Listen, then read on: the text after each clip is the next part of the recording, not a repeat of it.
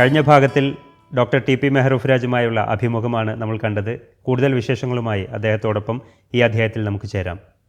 Family doctor എന്ന് പറയുന്ന ഒരു കൺസെപ്റ്റ് എല്ലാവർക്കും ഇടയിൽ വളരെ വ്യാപകമാണ്. അതിനെക്കുറിച്ച് താങ്കളുടെ അഭിപ്രായം എന്താ? ഈ സൂപ്പർ സ്പെഷ്യലൈസേഷനും സ്പെഷ്യലൈസേഷനും അമിതമായിട്ട് പ്രയോഗവൽക്കരിക്കപ്പെടുമ്പോൾ രോഗികൾക്കുണ്ടാകാവുന്ന അല്ലെങ്കിൽ സമൂഹത്തിന് സംഭവിക്കുന്ന നഷ്ടം എന്താണെന്ന് ആൾക്കാർ തുടങ്ങിയിട്ടുണ്ട്.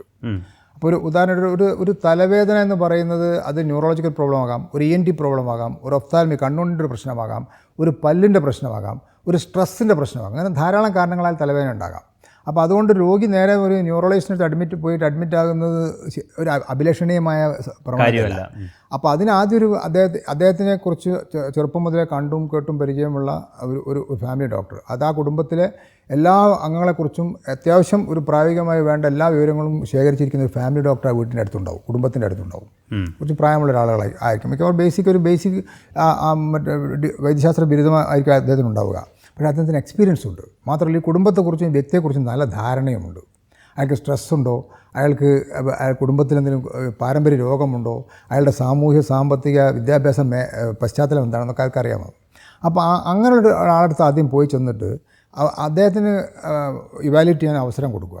അപ്പോൾ അദ്ദേഹം പറയും ഇതൊരു ENT പ്രോബ്ലമാണ്, അല്ലെങ്കിൽ ഇതൊരു മൈഗ്രെയിനാണ്, അല്ലെങ്കിൽ ഇതൊരു പല്ലിൻ്റെ പ്രശ്നമാകാം, അല്ലെങ്കിൽ ഇതൊരു ന്യൂറോളജിൻ്റെ പ്രശ്നമാകാം, കണ്ണിൻ്റെ പ്രശ്നമാകാം. അങ്ങനെ ആകുമ്പോൾ അവിടേക്ക് മാത്രം പോയാൽ മതിയല്ലോ. നേരെ മറിച്ച് ഈ രോഗി സ്വന്തം ഇഷ്ടപ്രകാരം ആദ്യം തന്നെ കുറേ സ്പെഷ്യലിസ്റ്റുകളുടെ അടുത്ത് പോയിട്ട് അവസാനം മാത്രം യഥാർത്ഥ സ്പെഷ്യലിസ്റ്റിൻ്റെ അടുത്ത് എത്തുന്ന ഒരു സംവിധാനത്തിൽ എത്ര സമയം നഷ്ടപ്പെടും, എത്ര പണം നഷ്ടപ്പെടും, എന്തെല്ലാം ഇൻവെസ്റ്റിഗേഷൻ ചെയ്യേണ്ടി വരും. അപ്പോൾ അതിന് നേരെ മറിച്ച് ആദ്യം ഈ സയൻറ്റിഫിക്കായിട്ട് സ്റ്റെപ്പ് ബൈ സ്റ്റെപ്പായിട്ട് കോണി കയറുന്ന പോലെ 1, 2, 2, 3 സ്റ്റെപ്പ് കയറുന്ന പോലെ കയറിയിരുന്നെങ്കിൽ ഇതൊക്കെ ഒഴിവാക്കാമായിരുന്നു.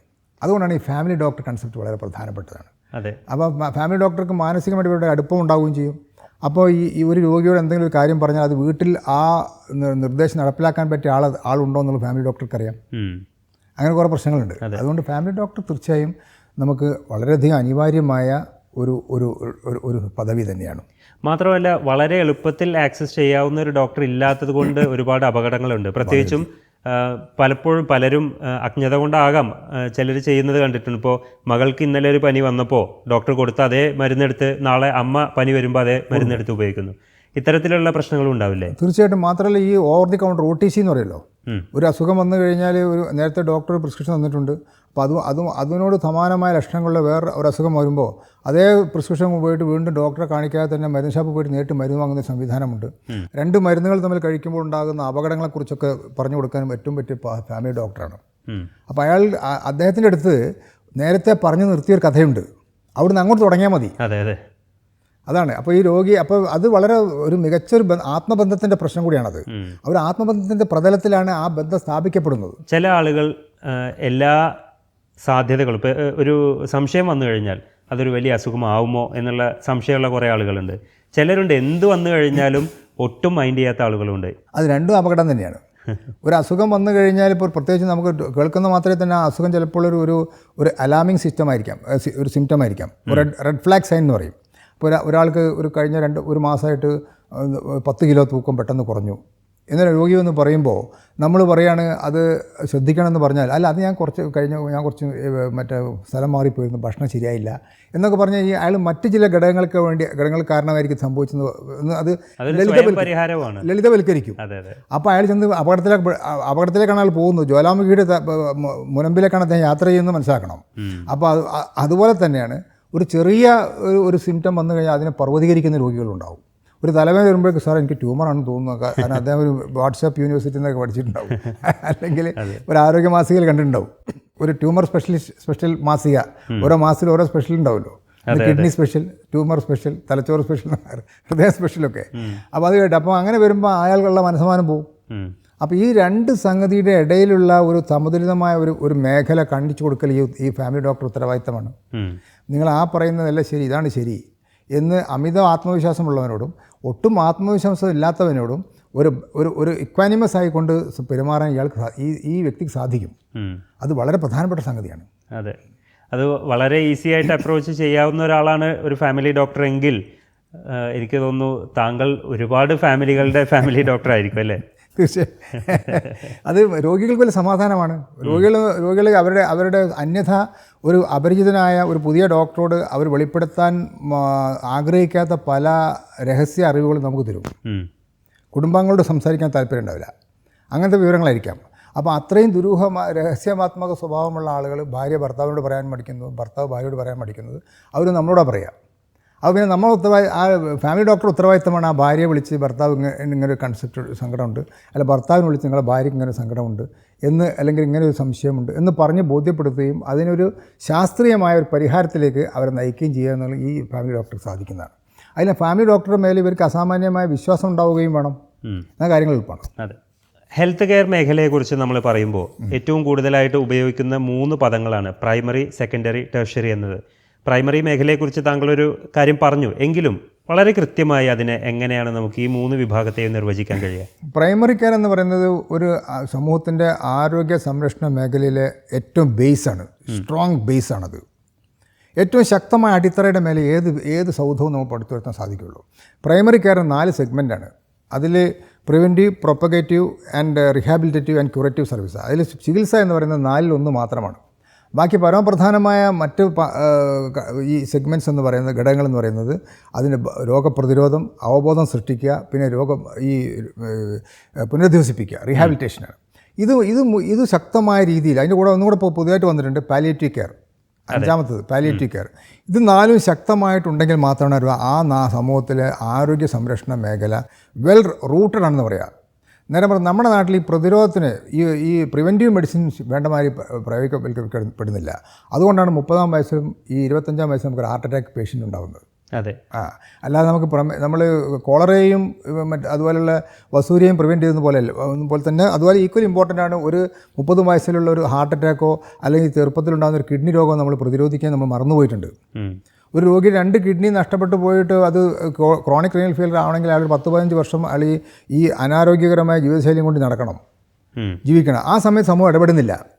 പക്ഷേ അയാൾ കിഡ്നി 2ഉം പോയി അയാൾ ജീവിതകാലം മുഴുവൻ ഡയാലിസിസ് ചെയ്യണം അല്ലെങ്കിൽ ട്രാൻസ്പ്ലാന്റേഷന് പോകണമെന്ന് പറയുമ്പോഴേക്ക് സമൂഹത്തിന് ഭയങ്കര സഹാനുഭൂതിയായി. പിന്നെ അപ്പോഴേ കമ്മിറ്റി രൂപീകരണമായി, അപ്പോഴേക്ക് സൗജന്യ ഡയാലിസിസ് കേന്ദ്രങ്ങളൊക്കെ വരികയാണ്. ഇത് വളരെ അപകടകരമായ സ്റ്റുപ്പിഡിറ്റി എന്ന് പറയേണ്ടത്. നമ്മൾ പ്രതിരോധിക്കേണ്ടത് ചെറുപ്പക്കാരന് രാവിലെ ഉച്ചക്കും രാത്രിയും നോൺ വെജിറ്റേറിയൻ കഴിക്കുന്നു, കണ്ടമാനം അർദ്ധരാത്രി പോയിട്ടും ഈ ചിക്കനും മട്ടണും ബീഫൊക്കെ കഴിക്കുന്നു, അയാൾ കണ്ടമാനം കോള കഴിക്കുന്നു, അയാൾ കണ്ടമാനം ഈ നേരത്തെ പറഞ്ഞ 4 സാധനങ്ങൾ അടങ്ങിയ ഭക്ഷണങ്ങൾ കഴിക്കുന്നു, അയാൾ വയർ ചാടി വരുന്നു, ഇവിടെ കറുപ്പും നിറം വരുന്നു വരുമ്പോൾ അയാൾ ഈസ് ഇൻ ക്യൂ. അയാൾ ക്യൂവിലാണ്. ഏത് ജീവിതശൈലി രോഗങ്ങളിലേക്കുള്ള കിഡ്നി രോഗങ്ങളിലേക്ക്, ഹാർട്ട് അറ്റാക്കിലേക്കുള്ള ക്യൂവിൽ അയാൾ കയറി കഴിഞ്ഞു. മോഹൻലാലിൻ്റെ സിനിമയ്ക്ക് ടിക്കറ്റ് എടുക്കുന്ന പോലെയാണ്.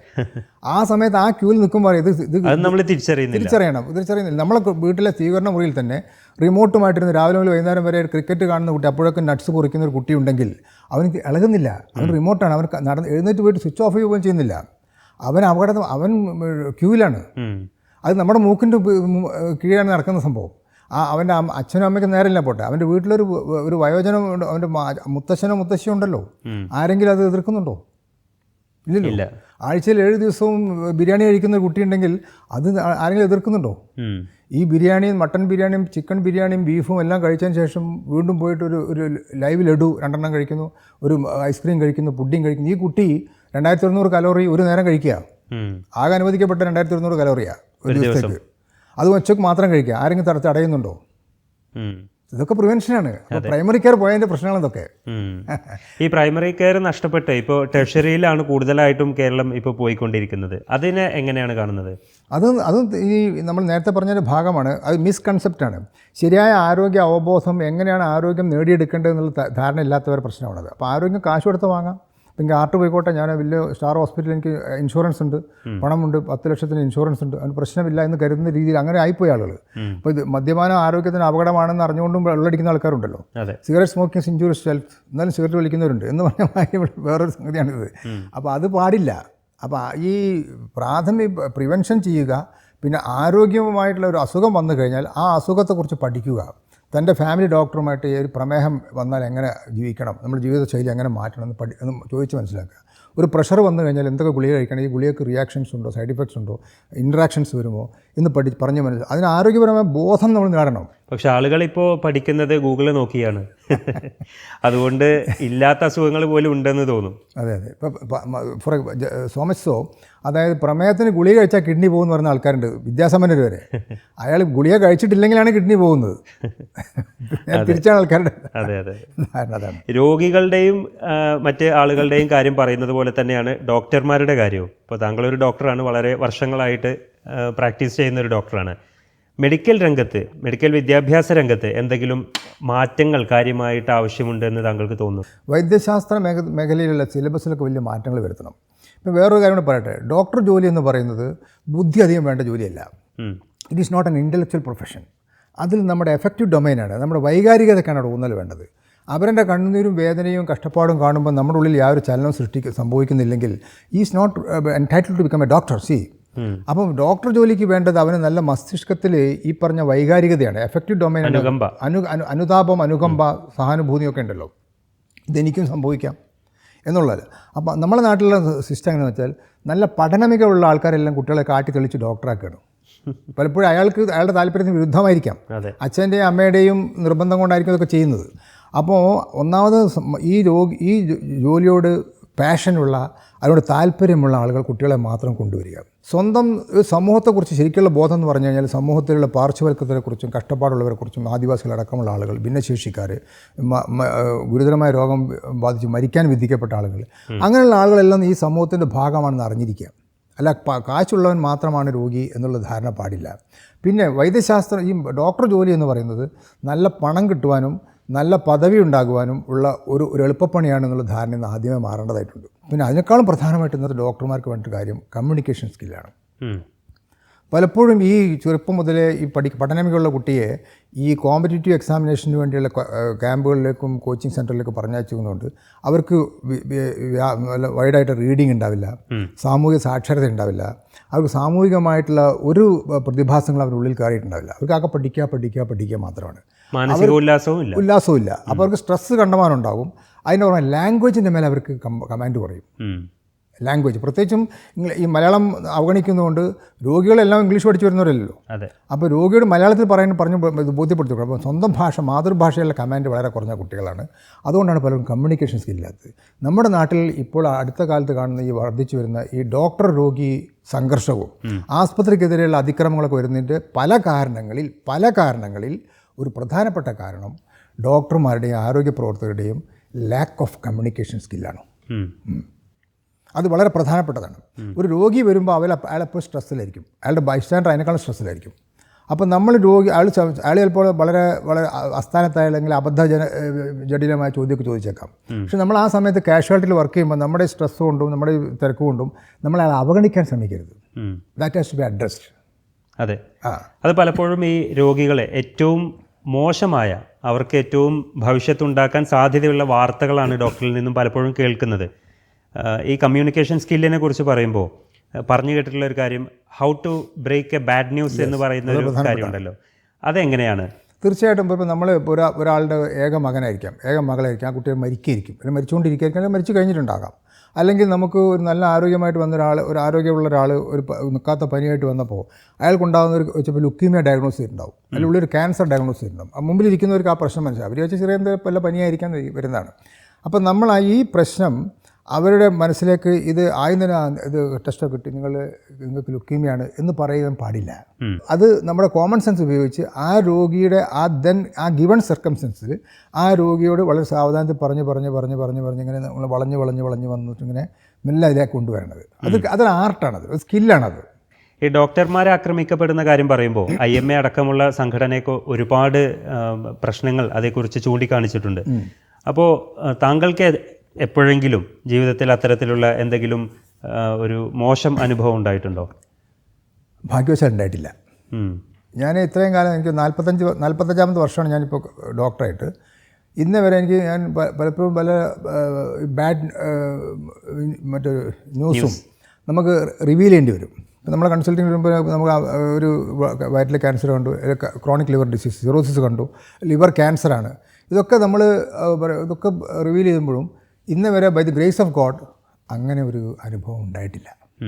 രോഗികൾക്ക് എപ്പോഴും ഹോസ്പിറ്റലിനെ കുറിച്ചും ഡോക്ടർമാരെ കുറിച്ചുള്ളൊരു പരാതിയാണ്, ഒരുപാട് പണം പിടുങ്ങാൻ വേണ്ടിയിട്ട് ഇപ്പോൾ മരിച്ച ആളെ പോലും പിന്നെ ICUവിൽ നിർത്തുന്നു, അല്ലെങ്കിൽ വെന്റിലേറ്ററിലിടുന്നു. രോഗികൾക്ക് പിന്നീടാണ് മരണവിവരം അറിയിച്ചത്. ഇത്തരത്തിലുള്ള സംഗതി സത്യം പറഞ്ഞാൽ ഹോസ്പിറ്റലുകളിൽ നടക്കുന്നുണ്ടോ? അങ്ങനെ നടക്കരുത് എന്നാണ് എൻ്റെ പ്രാർത്ഥന. അങ്ങനെ നമ്മൾ വാർത്ത കേട്ടുകേൾവി എന്നല്ലാതെ വസ്തുനിഷ്ഠപരമായിട്ട് നമുക്ക് തെളിവുകളുടെ അടിസ്ഥാനത്തിൽ അങ്ങനെയുള്ള അറിവുകൾ ഇനി സോഫാർ കിട്ടിയിട്ടില്ല. അങ്ങനെ നടക്കുന്നുണ്ടെന്ന് പറയുന്നു. പക്ഷേ എനിക്ക് തോന്നുന്നത് അത് വളരെ നീചമായൊരു പണിയായതുകൊണ്ട് പൊതുവേ അതിന് സാധ്യത വളരെ കുറവാണെന്ന് കരുതുന്നു. വൈദ്യശാസ്ത്രം പണാധിഷ്ഠിതമായിട്ടുണ്ടെന്ന് ഞാൻ പറയുന്നത് ഞാൻ നിഷേധിക്കില്ല, നിരാകരിക്കുകയുമില്ല. ഈ മണി വലിയൊരു ഫാക്ടറാണ്. പ്രത്യേകിച്ചും സ്റ്റാർ ഹോസ്പിറ്റൽ നടത്തിക്കൊണ്ടുണ്ടെങ്കിൽ ലക്ഷങ്ങളും കോടികളും വേണം. അപ്പോൾ അതുകൊണ്ട് ചെറിയ അസുഖങ്ങൾക്ക് പോലും ആവശ്യത്തിൽ കൂടുതൽ ടെസ്റ്റ് ചെയ്യുകയും ഇൻവെസ്റ്റിഗേഷൻ ചെയ്യുകയും അഡ്മിഷൻ ആവശ്യമില്ലാത്ത കേസിൽ അഡ്മിഷൻ ചെയ്യുകയും ഒരു ചെറിയ ശതമാനം ഓപ്പറേഷനുകൾ ആവശ്യമില്ലാത്തപ്പോഴും ചെയ്യപ്പെടുകയൊക്കെ ചെയ്യുന്നുണ്ട്. അതില്ലെന്ന് പറയാൻ പറ്റില്ല. പക്ഷേ ഒരു മരിച്ചുപോയ രോഗിയെ വെന്റിലേറ്ററിൽ കിടത്തുക എന്നൊക്കെ പറയുന്നത് എനിവേ അങ്ങനെ സംഭവിക്കാതിരിക്കട്ടെ, അത്രേ പറയാനുള്ളൂ. അതെ. ഈ രോഗചികിത്സയ്ക്ക് ഒരുപാട് മാർഗ്ഗങ്ങളുണ്ട്, മരുന്നുകളുണ്ട്, ഇപ്പോൾ ചികിത്സയുണ്ട്. അതോടൊപ്പം തന്നെ താങ്കൾ നേരത്തെ പറഞ്ഞ പ്രിവെൻഷൻ എന്ന് പറയുന്ന ഒരു മെത്തേഡുമുണ്ട്. ഇതിൽ നിന്നെല്ലാം വളരെ വ്യത്യസ്തമായ ക്രിയാത്മകമായ ഒരു മേഖല കൂടി വളരെയധികം പരിശീലിച്ച ആളാണ് താങ്കൾ, മ്യൂസിക് തെറപ്പി എന്നുള്ള ഒരു മേഖല. ഒരു പ്രൊഫഷണൽ എന്ന രീതിയിൽ ഒരു ഡോക്ടറാണ്, അതേസമയം വ്യക്തി എന്ന രീതിയിൽ ഒരു കലാകാരനും സംഗീതജ്ഞനും ഗായകനുമാണ് താങ്കൾ. ആ ഒരു എക്സ്പീരിയൻസ് എങ്ങനെയാണ്? സംഗീതം ഒരു പക്ഷേ അതിനുള്ള അസാമാന്യമായ സിദ്ധികളുടെ ഒരു കലയാണ് സംഗീതം എന്ന് പറയുന്നത്. മറ്റേത് സുകുമാര കലകളേക്കാൾ കൂടുതൽ ഒരു മനുഷ്യൻ്റെ മനസ്സുമായിട്ട് നമുക്ക് റാപ്പോ സൃഷ്ടിക്കുവാനും മനസ്സിൻ്റെ ഉള്ളിൽ ഇടയിലൊരു പാലം, അത് രണ്ട് വ്യക്തികളുടെ ഇടയിൽ മനസ്സിലുള്ള ഒരു പാലം, ആ വ്യക്തികൾ ഡോക്ടറും രോഗിയാണെങ്കിൽ പിന്നെ പറയുകയും ആവശ്യമില്ല, ഒരു പാലം പണിയാൻ പറ്റിയ ഏറ്റവും അനുഗുണമായ ഒരു കലാരൂപമാണ് സംഗീതം. അപ്പോൾ വൈദ്യശാസ്ത്ര മേഖലയിൽ ഞാൻ എൻ്റെ പണി തുടങ്ങിയപ്പോൾ, എൻ്റെ ജോലി ഡോക്ടർ നിലക്കുള്ള ജോലി തുടങ്ങിക്കഴിഞ്ഞപ്പോൾ അറിയാതെ അങ്ങനെ പാടിപ്പോകുന്ന സന്ദർഭം എൻ്റെ കൺസൾട്ടിംഗ് റൂമിൽ സംഭവിക്കുമ്പോൾ എപ്പോഴും നമ്മളിങ്ങനെ അറിയാതെ പാടിപ്പോകും. അതിപ്പം ഒരു കുയിലിനൊക്കെ സംഭവിക്കുന്ന അപകടം തന്നെ ആയിരിക്കും, വയലിൻ്റെ നൃത്തമൊക്കെ പോലെ. അങ്ങനെ അപ്പം ഞാൻ ശ്രദ്ധിക്കുന്നില്ല, പക്ഷേ വരുന്ന രോഗികളെ ശ്രദ്ധിക്കുമായിരുന്നു. അത് ആദ്യം അതൊരു കൗതുകവും ഒരു ഔത്സുക്യവും രോഗികളിൽ സൃഷ്ടിച്ചെങ്കിലും പിന്നെ അതൊരു ആസ്വാദന നിലവാരത്തിലേക്ക് രോഗികൾ മാറുന്നതായി എനിക്ക് തോന്നി. നാട്ടിൻപുറത്താണ് പ്രത്യേകിച്ച്, നഗരത്തിലുള്ള തിരക്കേറിയ രോഗികളല്ല, നാട്ടിൻപുറത്തെ രോഗിയാണ്. ഞാൻ എൻ്റെ സിംഹഭാഗവും നാട്ടിൻപുറങ്ങളിലായിരുന്നു. അപ്പോൾ അവർ പിന്നെ അത് അപ്രീഷിയേറ്റ് ചെയ്യാൻ തുടങ്ങി. പിന്നെ എൻ്റെ കൺസൾട്ട് റൂമിൽ എപ്പോഴും റേഡിയോ പാടുന്നുണ്ടാവും. അപ്പോൾ അതെല്ലാം കൂടെ കണ്ടപ്പോൾ ആളുകൾക്ക് ഇതൊരു കൗതുകം തോന്നി, ഈ കോമ്പിനേഷൻ തെറ്റില്ലല്ലോ, ഈ രോഗി പരിചരണവും സംഗീതവും ഇതെല്ലാം കൂടെ. അപ്പോൾ അതിന് ചിലപ്പോൾ അനുഗുണമായ എന്തെങ്കിലും പ്രതികരണങ്ങൾ എൻ്റെ മനസ്സിനുണ്ടായിട്ടുണ്ടാവണം, അല്ലെങ്കിൽ എൻ്റെ മുഖത്ത് കണ്ടു കാണും. അതുകൊണ്ട് വളരെ പെട്ടെന്ന് രോഗികൾ എൻ്റെ അടുത്തേക്ക്, എൻ്റെ ഹൃദയത്തിലേക്ക് അടുക്കുകയും അവരുടെയും എൻ്റെ ഹൃദയം തമ്മിൽ അകലം വളരെ കുറയുന്ന എനിക്ക് തോന്നുകയുണ്ടായത്. അതുകൊണ്ട് എൻ്റെ പണി, എൻ്റെ ജോലി കുറച്ചും എളുപ്പവും ചെയ്തു, ഒരു കമ്മ്യൂണിക്കേഷൻ ആയാലും കാര്യം പറയുന്നതൊക്കെ ആയിട്ട്. അപ്പോൾ അങ്ങനെയാണ് സംഗീതം അറിയാതെയെങ്കിലും പിന്നെ ഈ ഒരു സംഗീതം കൊണ്ടുള്ള ഇടപെടലുകളിലേക്ക് ഞാൻ എത്തിയത്. അതിന് മൂർത്തരൂപം വന്നത് 1990കളുടെ അവസാനമാണ്. പിന്നെ ഞാൻ PG ചെയ്യുമ്പോൾ ഞാൻ ജനറൽ മെഡിസിൻ MD ചെയ്ത സന്ദർഭത്തിൽ അത് കുറേയും കൂടെ അതിനൊരു സയൻറ്റിഫിക് ബേസ് ഉണ്ടാക്കുകയും അതിന് കുറേ പഠനങ്ങളുടെ ഭാഗമാകാനും പഠനങ്ങളുടെ കോഗൈഡ് ആവാനൊക്കെ എനിക്ക് സാധിക്കേണ്ടായി.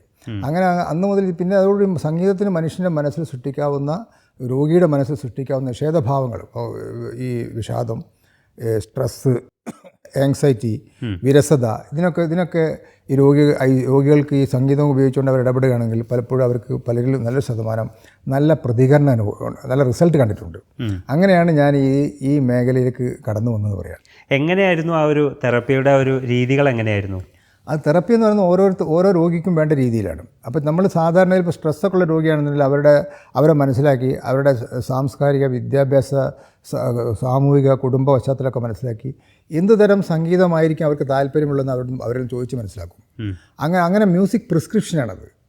മരുന്ന് പ്രിസ്ക്രൈബ് ചെയ്യുന്ന പോലെ തന്നെ മ്യൂസിക് പ്രിസ്ക്രിപ്ഷനാണ്. ഇനി താല്പര്യമില്ലാത്ത ഒരാളാണെന്നുണ്ടെങ്കിൽ നമ്മൾ നിർബന്ധിച്ച് സംഗീതം അയാൾ ചോദിക്കും, താങ്കൾക്ക് ഞങ്ങൾ സംഗീതം വേണ്ട എന്ന് പറയുകയാണെങ്കിൽ പിന്നെ ഫിനിഷ്ഡ്, ക്ലോസ്ഡ്. അതല്ല ഞാൻ ട്രൈ ചെയ്യാം എന്ന് പറയുമ്പോൾ നമ്മൾ ഹെഡ്ഫോൺ വഴി അദ്ദേഹം ഒരു MSc-കാരനാണ് അല്ലെങ്കിൽ MA-കാരനാണ്, ഒരു വക്കീലാണെന്ന് പറയുമ്പോൾ നമുക്ക് ഒരു അനുമാനമാണ്, അതൊരു പ്രിസംഷനാണ്. ഒരു പക്ഷേ അദ്ദേഹത്തിന് ഈ മെലഡി സോങ്സ് അല്ലെങ്കിൽ ഹിന്ദുസ്ഥാനി ക്ലാസിക്കൽ മ്യൂസിക്, കർണാടക സംഗീതത്തിലെ കീർത്തനങ്ങൾ, അല്ലെങ്കിൽ വെസ്റ്റേൺ മ്യൂസിക്കിൽ വെറും ഒരു സാക്സഫോണിൻ്റെ ഒരു പീസ്, ഇതൊക്കെ ചിലപ്പോൾ ഒരു ഫ്ലൂട്ടിൻ്റെ പീസ് അദ്ദേഹത്തിന് ഇഷ്ടപ്പെടും തോന്നും. അപ്പോൾ ഞാൻ പറഞ്ഞു ജസ്റ്റ് ട്രൈ നോക്കൂ. അയാൾ വെഹിമെൻ്റ്ലി അഗേൻസ്റ്റ് അല്ലെങ്കിൽ കൊടുക്കും. അപ്പോൾ അയാൾ കുറച്ചിറങ്ങി ഇരിക്കും, തെറ്റില്ലല്ലോ, അങ്ങനെയാണ് നമ്മൾ ഇത് ഇങ്ങനെ ഇടിച്ചിടിച്ച് കയറുകയെന്ന് പറയില്ലേ, ഇടം കണ്ടെത്തിങ്ങനെ അങ്ങനെയാണ്. പിന്നെ അവർക്ക് തോന്നുന്നു തരക്കടില്ലല്ലോ. അതെ. അപ്പോൾ നല്ല പ്ലസൻറ്റ് മ്യൂസിക് ആണെങ്കിൽ അത് മനസ്സിൻ്റെ അവിടെ ഇവിടെയൊക്കെ പോയിട്ട് തലച്ചോറിൽ അനുഗുണമായ ന്യൂറോ ട്രാൻസ്മിറ്റേഴ്സിൻ്റെ ഉൽപ്പാദനം ഉണ്ടാവും. അവരുടെ BP കുറയും, അവരുടെ ഹാർട്ട് റേറ്റ് കുറയും, അവരുടെ ഷുഗർ കുറയും, കൊളസ്ട്രോൾ കുറയും. അങ്ങനെ ഈ be brought into a comfort zone, mentally and emotionally. അത് ദാറ്റ് മൈറ്റ് എയ്ഡ് ഹിം. അത് അദ്ദേഹത്തിന് that might help him to get out of the physical illness in a much more faster way. അങ്ങനെയാണെങ്കിൽ നമുക്ക് ഈ പേഷ്യൻസിനോടല്ലാതെ തന്നെ ഈ രോഗങ്ങളില്ലാത്ത ആളുകൾക്ക് തന്നെ അത് പരീക്ഷിച്ചു കഴിഞ്ഞാൽ രോഗം വരുന്നത് തടഞ്ഞൂടെ? രോഗം വരുന്നത് മാത്രമല്ല, അവരുടെ മൈൻഡ് വളരെ നന്നാക്കാൻ പറ്റും. ഇപ്പോൾ ഓരോ മനുഷ്യർക്കും ഓരോ താല്പര്യങ്ങളുണ്ടാവും. ചിലർക്ക് സംഗീതമായിരിക്കും, അതേപോലെ തന്നെ വായനയോ അല്ലെങ്കിൽ സിനിമയോ ഒക്കെ ഇഷ്ടമുള്ള ആളുകളുണ്ട്. പക്ഷെ അതിൽ നിന്നും സംഗീതം എങ്ങനെയാണ് വ്യത്യസ്തമാവുന്നത് ഈ രോഗമുക്തിയുടെ കാര്യത്തിൽ? അല്ല, ഈ വായനയും ഞാൻ പറഞ്ഞത് സുകുമാര കലകളിൽ ഏതിനെടുത്താലും മനുഷ്യൻ്റെ ആത്മാവിൻ്റെ ഉള്ളിലുള്ള ചില ഈ നിഗൂഢമായ സ്ഥലികളിലേക്ക് കടന്നു ചെല്ലുവാനും അവിടെ അത്ഭുതകരമായ മാറ്റം സൃഷ്ടിക്കുവാനും ഈ നാദങ്ങൾക്കും താളങ്ങൾക്കും അസാമാന്യമായ കഴിവാണ്. ഇത് പ്ലാറ്റോയുടെ ഒരു നിരീക്ഷണമാണത്. മ്യൂസിക് ആൻഡ് ബീറ്റ്സ്, റിഥം നമ്മുടെ ആത്മാവിൻ്റെയും മനസ്സിൻ്റെയും നിഗൂഢമായ സ്ഥലികളിലേക്ക് എത്തുന്നു എന്ന് പറയാറുണ്ട്. അതുപോലെ തന്നെ നമ്മുടെ സാധാരണ ഒരു വായന കൊണ്ടോ ഒരു പ്രഭാഷണം കേൾക്കുന്നത് കൊണ്ടോ ഈ വാക്കുകൾക്കോ അല്ലെങ്കിൽ ലിഖിതങ്ങൾക്കോ സാധിക്കാത്ത രീതിയിൽ ഈ മ്യൂസിക് നോട്ട്സിന് മനുഷ്യൻ്റെ മനസ്സിലേക്ക് പെട്ടെന്ന് കടന്നു ചെല്ലും. അതിന് ഒരു വലിയൊരു ഓപ്പർച്യൂണിറ്റിയാണത്. അത് മറ്റൊരു കലയ്ക്കുമില്ലാത്തതാണത്. അതതിൻ്റെ പ്രത്യേകത. ഒരുപാട് പുസ്തകങ്ങൾ താങ്കളുടേതായിട്ട് വന്നിട്ടുണ്ട്. അതിൽ പ്രധാനമായിട്ടും ഒരു ഡോക്ടറായിരിക്കെയുള്ള അനുഭവങ്ങളുണ്ട്, അതോടൊപ്പം തന്നെ ചില സാമൂഹ്യ വീക്ഷണങ്ങൾ അടങ്ങിയ പുസ്തകങ്ങളുണ്ട്. എങ്ങനെയാണ് എഴുത്തിനെ കാണുന്നത്? അല്ല, എഴുത്ത് എന്ന് പറഞ്ഞാൽ ഞാൻ നേരത്തെ പറഞ്ഞ സംഗീതം പോലെ എൻ്റെ ചെറുപ്പത്തിലെ ജന്മസിദ്ധമായ എൻ്റെ കൂടെ കൂടിയ ഒരു സംഗതിയല്ല. അത് അക്വയർഡാണ്. ഒരു സമൂഹത്തിലുണ്ടാകുന്ന പല പ്രതിഭാസങ്ങളും പ്രതിഫലിക്കുന്നത് ആ നാട്ടിലെ ഡോക്ടറുടെ കൺസൾട്ടൻ്റ് മൂലം, എസ്പെഷ്യലി ഫാമിലി ഡോക്ടർ ആകുമ്പോൾ മനുഷ്യബന്ധങ്ങളിലെ ദുരൂഹതകൾ, അതിനുള്ള കെട്ടുറപ്പില്ലായ്മകൾ, പിന്നെ മനുഷ്യൻ്റെ അബദ്ധധാരണകൾ, അമിതമായ ആത്മവിശ്വാസം, നേരത്തെ പറഞ്ഞ പോലെയൊക്കെ തന്നെ ഇതൊക്കെ ഉണ്ടാവുന്ന ദുരന്തങ്ങൾ പ്രതിഫലിക്കുന്നൊരിടമാണ് കൺസൾട്ടിങ് റൂം. അപ്പോൾ കൺസൾട്ടിങ് റൂം എന്ന് പറഞ്ഞാൽ ഷേക്സ്പിയർ പറഞ്ഞ പോലെ ഒരു സ്റ്റേജാണ്, ഒരു വേദിയാണ്. അത് നാടകത്തിൻ്റെ ഒരു അരങ്ങാണ്. അവിടുത്തെ ഒരു സമൂഹത്തിൽ നിന്ന് ചിലപ്പോൾ 10 കൊല്ലം മുമ്പ് തുടങ്ങിയ ഒരു നാടകത്തിൻ്റെ അവസാനത്തെ രംഗം അരങ്ങേറുന്ന സ്ഥലമായിരിക്കാം കൺസൾട്ടിങ് റൂം. അപ്പോൾ അങ്ങനെ കുറേ കാലം പ്രവർത്തിച്ച് നോക്കിയപ്പോൾ ഇങ്ങനെ വളരെ വളരെ ഒരിക്കലും തലച്ചോറിൽ നിന്നും നമ്മുടെ മസ്തിഷ്കത്തിൽ നിന്നും ഓർമ്മയിൽ നിന്നും നമ്മൾ അത് അപ്രത്യക്ഷമാകാതെ അതിന് വിസമ്മതിക്കുന്ന കുറേ കഥാപാത്രങ്ങൾ തലച്ചോറിൽ നമ്മുടെ ഉള്ളിൽ കുടിയേറുകയാണ്. ചില പ്രത്യേക സ്വഭാവമുള്ള, ചില പ്രത്യേക പ്രസക്തിയൊക്കെ ഉള്ള ആളുകൾ. അതിങ്ങനെ തിക്കി കടന്നതോടുകൂടി ഇത് എങ്ങനെയെങ്കിലും ഒന്ന് പുറത്തേക്ക് പോകണമല്ലോ. അങ്ങനെയാണ് എഴുതാതിരിക്കാൻ വയ്യ എന്ന് എനിക്ക് എഴുതി തുടങ്ങിയത്. അല്ലാതെ ഞാനൊരു ബോൺ റൈറ്ററൊന്നുമില്ല. അങ്ങനെ ജീവിതഗന്ധിയായ പാഠങ്ങൾ എനിക്ക് കൺസൾട്ടിംഗ് റൂമിൽ നിന്ന് കിട്ടിയത് ആണ് എൻ്റെ ആദ്യത്തെ സമാഹാരം വിട പറയാൻ മടിക്കുന്ന മനസ്സുകളെക്കുറിച്ച് എഴുതിയാണ്. അതിൽ കുറേ വളരെ രസകരമായ കുറേ കഥകളുണ്ട്. അപ്പോൾ അങ്ങനെയാണ് എഴുത്ത് വന്നത്. അങ്ങനെ എൻ്റെ പുസ്തകങ്ങളിലൊക്കെ തന്നെ ഈ സാമൂഹിക വിമർശനം വന്നതും സാമൂഹിക നിരീക്ഷണങ്ങൾ വന്നതും എല്ലാം തന്നെ ഈ അത്ഭുതം കൂറലും ഈ നമ്മുടെ ഉത്കണ്ഠക്ക് അടിപ്പെടുത്തുന്നതായിട്ടുള്ള ധാരാളം കണ്ടെത്തലുകൾ ഈ കൺസൾട്ട് റൂമിൽ ഉണ്ടായതാണ്. അങ്ങനെ എഴുതിപ്പോയതാണ്. അങ്ങനെയാണ് സാഹിത്യം വന്നുപോയത്. അല്ലാതെ സാഹിത്യകാരനായതുകൊണ്ടൊന്നുമല്ല. അതെ. പിന്നീട് വന്ന പുസ്തകം, പിന്നീട് രണ്ടാമത് വന്ന ഒരു പുസ്തകം ഒരു പ്രണയമായിരുന്നു.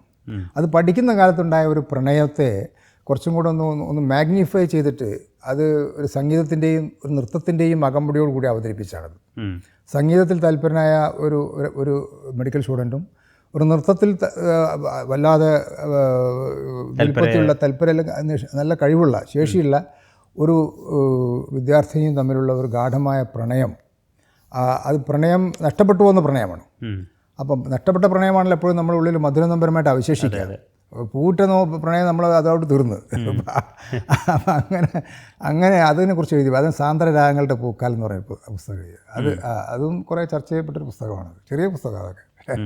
അവസാനമായി അത് സാമൂഹ്യ നിരീക്ഷണം, സാമൂഹ്യ വിമർശനമൊക്കെ ആയിട്ട് വന്നതാണ്. അത് കാണാതെ വയ്യ പറയാതെയും എന്നുള്ളത്. അത് 10-20 കഥ ഈ ലേഖനങ്ങൾ ഞാൻ എഴുതിയതാണ്. ഫേസ്ബുക്കിൽ എഴുതിയതെല്ലാം കൂടെ എഡിറ്റ് ചെയ്ത് കയറ്റിയതാണത്. ഈ പുസ്തകത്തിലേക്ക് കയറ്റിയതാണ്. അപ്പോൾ അത് ഈ നമ്മളെ സമൂഹത്തിൽ കാണുന്ന ഇപ്പോൾ കൗമാരപ്രായക്കാരെ ബാധിക്കുന്ന ഒറ്റപ്പെടുന്ന വാർദ്ധക്യങ്ങളെക്കുറിച്ച് ഉള്ള പരാമർശങ്ങളുണ്ട്. പിന്നെ സ്ത്രീ പുരുഷ ബന്ധങ്ങളിലെ പ്രശ്നങ്ങളുണ്ട്. അത് ചില ഫുട്ബോളിനെ കുറിച്ചുള്ളതുണ്ട്, പ്രകൃതിയെക്കുറിച്ചുണ്ട്, ജപ്പാനിലെ വിദ്യാഭ്യാസത്തെക്കുറിച്ച് പറഞ്ഞിട്ടുണ്ട്. അങ്ങനെ എല്ലാം കടന്നു വന്നിട്ടുണ്ട്. എല്ലാ മേഖലയുണ്ട്. ഇപ്പോൾ ഞങ്ങൾ നമ്മളൊക്കെ കോഴിക്കോട്ടുകാരായതുകൊണ്ട് ഫുട്ബോളിന് വിട്ട് കളിയില്ലല്ലോ. സംഗീതം പോലെ തന്നെ മനസ്സിലുള്ള അപ്പോൾ സംഗീതത്തെക്കുറിച്ചുള്ളതുണ്ട്. അതിലങ്ങനെ കുറേ ഒരു ലേഖന സമാഹാരം എല്ലാം കൂടെ കൂടി ചേർന്ന് ഒരു പുസ്തകമാക്കിയതാണ്. ഇപ്പോൾ ഒരു പുസ്തകം എഴുതി തീർന്നിട്ടുണ്ട്. അതും ഇത് ഫേസ്ബുക്കിൽ എഴുതി. അതൊക്കെ പഴയ കാലത്തെ കഥകളാണത്.